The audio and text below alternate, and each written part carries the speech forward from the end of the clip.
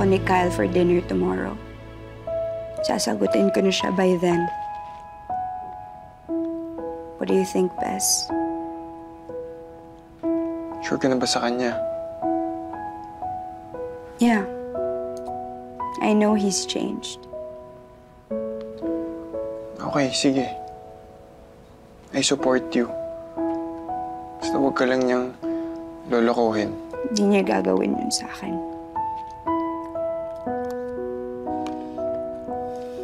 Alright. Alright.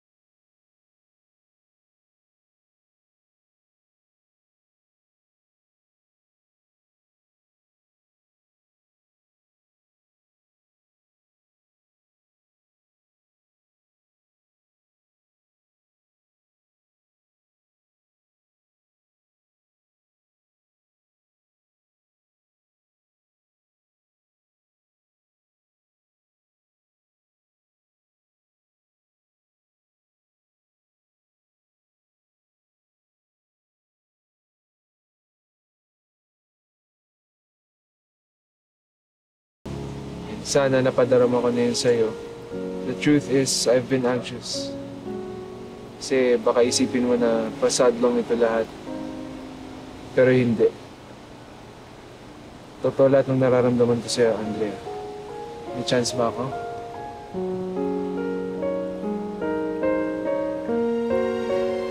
Andrea, wag!